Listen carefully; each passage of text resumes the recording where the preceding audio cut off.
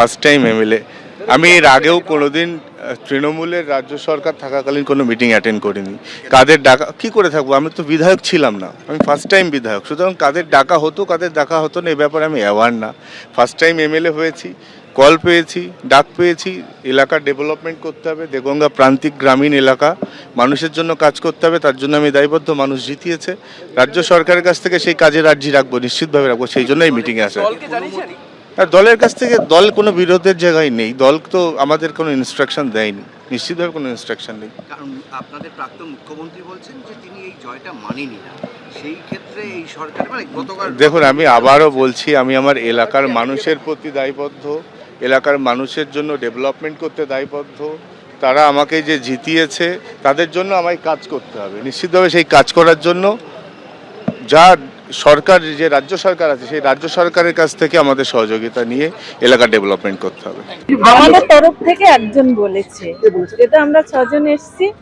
আমাদের বাদল দা, উনি বসিরহাট দক্ষিণের বিধায়ক। আমরা 6 জন এমএলএ। তৃণমূল থেকে যদি কোনো ব্যবস্থা নেওয়া হয় কি বলবেন? বলছি দিদি, একজন এমপি রয়েছে, একজন বিধায়ক আছেন তো। প্রশাসনিক মিটিং মানেই তো উন্নয়ন নিয়েই আলোচনা, এলাকার উন্নয়ন নিয়েই আলোচনা। এর ডাইরেকশন দিয়েছে, ডেভেলপমেন্ট কিভাবে হবে আমরা সব কথাবার্তা বলেছি। বিরোধী হিসেবে কজন ছিলেন আপনারা?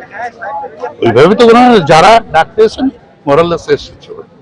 সেক্ষেত্রে দল থেকে মানে অনুমতি আপনারা পেয়েছিলেন? এটা ডেভেলপমেন্টের ব্যাপারে এখানে দলের অনুমতি কি, তো রাজ্যের মুখ্যমন্ত্রী সবারই মুখ্যমন্ত্রী ডেকেছেন, ডেভেলপমেন্টের ব্যাপারে তো আমাদের আসতেই হবে।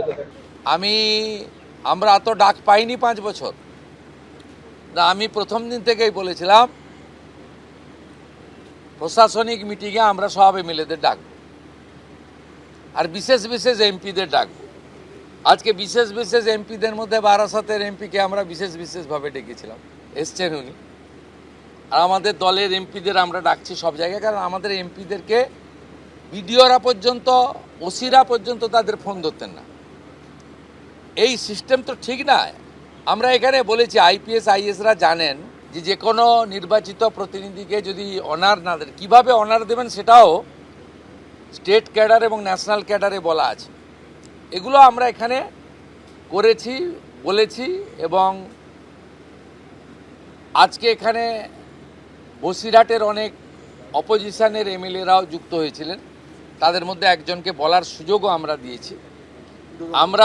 আমরা চাই যে কেন্দ্র রাজ্য ডবল ইঞ্জিনের সুফল মানুষ পাক, এবং কেবলমাত্র নির্বাচনের সময়ই রাজনৈতিক কচকচানি হোক।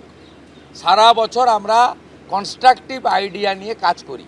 এই ধরনের বৈঠকগুলিতে সরকারি মন্ত্রীদের বা মাননীয় মুখ্যমন্ত্রীর বৈঠকে আমাদের দলের প্রতিনিধিরা যাবেন বা যাবেন, আমি আবার বলছি বয়কট শব্দ ব্যবহার করছি না, কিন্তু এই পরিস্থিতিতে যখন আমাদের কর্মীরা ঘর ছাড়া, কাজে যোগ দিতে পারছেন না, পার্টি অফিস দখল হয়ে আছে, নির্বাচনোত্তর সন্ত্রাস চলছে, এই পরিস্থিতিতে যতদিন এই পরিস্থিতি থাকবে ততদিন মুখ্যমন্ত্রী বা সরকারের মন্ত্রীদের ডাকা কোনো বৈঠকে যাওয়া হবে কি যাওয়া হবে না, এই নিয়ে পার্টিতে আলোচনা চলছে। এবিপি আনন্দ এগিয়ে থাকে, এগিয়ে রাখে।